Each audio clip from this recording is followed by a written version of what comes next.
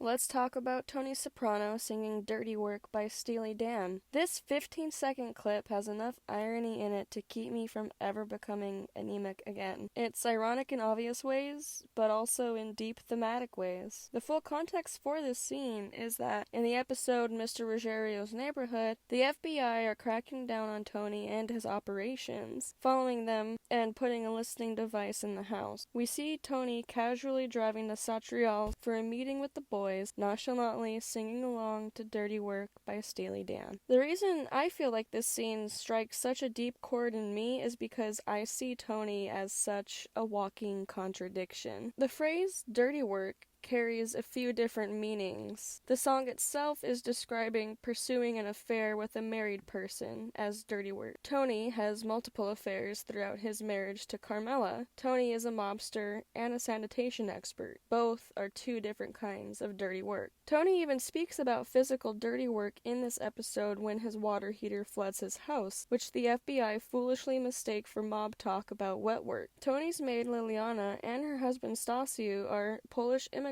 who do the household dirty work for the Sopranos, and it's her husband that Tony is asking to repair the water heater. While the maid steals dishes and silverware from the Soprano household, Stasiu casually tells Tony that the repair estimate will have to be figured out. Is he going to overcharge Tony? Yes and no. He is going to charge what he knows Tony can easily afford. They're not fools doing dirty work and waiting around for something else to happen. They are survivors with real issues to deal with, but this is the exact same logic Tony has. Get your thrills where you can because your life isn't yours. However, Stasiu talks about how he gave up a very respectable career to move to the United States. What he doesn't want to admit to himself is that, even though he was given a grant to do autonomous research, it seemed like he never decided on what. So he's living in the past, imagining what his potential was instead of acknowledging what it actually is. He insists that he's correct about his English grade when he's just not. He asks, "How are we to know?" when the answer is, you learn. Being too proud is the root of these issues, and it ends up being used as an excuse for the lack of personal discipline, or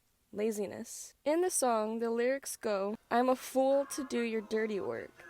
I don't want to do your dirty work no more." In the beginning of the episode, we see Tony grabbing the paper as usual. One of the articles discusses drama in the sanitation business, which Tony reads over with grimacing eyes. Season 3 also comes off the heels of Tony's graduation to underboss after what happened to his uncle and his crew. As we've discussed before, Tony is only in the mafia life because it was given to him. He's unmotivated unless his bottom line is in jeopardy.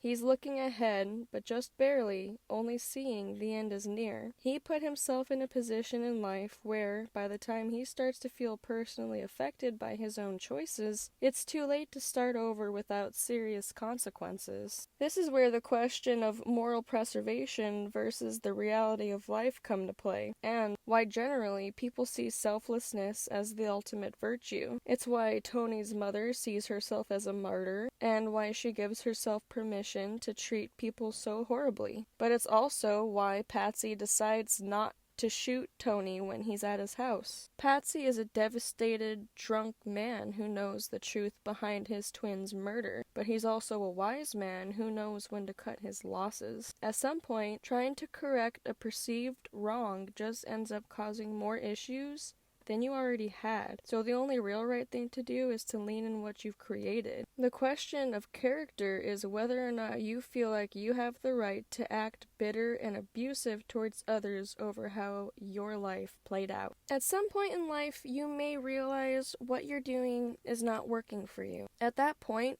you make a choice, and from then on, it's a conscious habit you are building. Whether you know the consequences or not, you are heading that way. The more you give yourself over to bad decisions, you have no control over yourself or your life. Usually the go-to for men when they realize this is to show themselves out, but for those with the will to survive, they own up to their actions. They know that any decision they will make and all the decisions they have made have constructed this life that they can finally admit they're not happy with. For Tony, that would have meant such a major upheaval for not just himself, but his family. Tony doesn't necessarily see himself as deserving of some bougie life. He has a nice house, but a pretty humble vehicle and lifestyle. He sees the people he loves as deserving of the best. They deserve to grow up in a way he didn't get to. To protect them from himself, he keeps his distance. It's theorized that his kids are his guardian angels in a way, as Meadow has cosmically had a hand in saving Tony's bacon multiple times, and Anthony's own exit attempt itself introduced a decision for Tony, which he failed. Once his kids are gone, Tony's marriage crumbles, his whole life loses meaning. The identity he constructed for himself around the idea of the person he was supposed to be like only works if everyone plays along with a lie. It's theorized that Tony dies in the finale because Meadow was busy parallel parking. Her time being dedicated to doing the right thing resulted in consequences ultimately beyond her control. She broke the chain, the cycle, and by doing so, Tony could finally rest. Tony's mistake was waiting until it was too late to admit he was dissatisfied. Part of the point of The Sopranos is that Tony is truly a selfless person, but mirrors his mother by way of treating them poorly. Instead of being directly abusive to them, he neglects them because he's ashamed of himself. The only thing he has been allowed to have pride and stock in is his job. The lyric, "Like a castle in the corner of a medieval game, I foresee terrible trouble, and I stay here just the same," refers to chess. The rook is the castle piece that chills in the corner of the board until enough pieces have moved around. The rook has very limited movement, but it's a pretty powerful piece when utilized correctly. It's different than being the person hanging back and watching all the chaos unfold.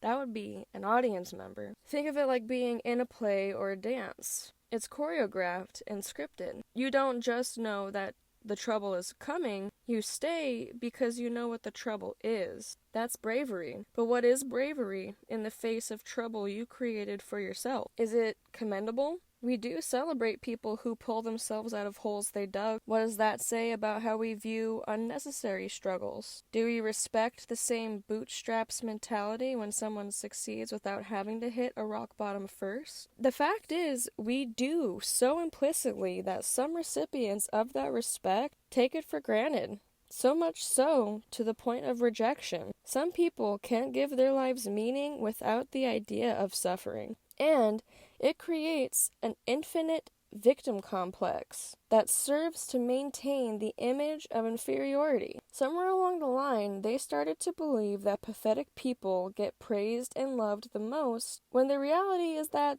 they are implicitly loved. Sorry, but to adopt the mask of victimhood when your reality is that the problems you have and what you suffered are so easily fixable, because the truth is, you just don't know what to do with the fact that you have a decent life and still have to work.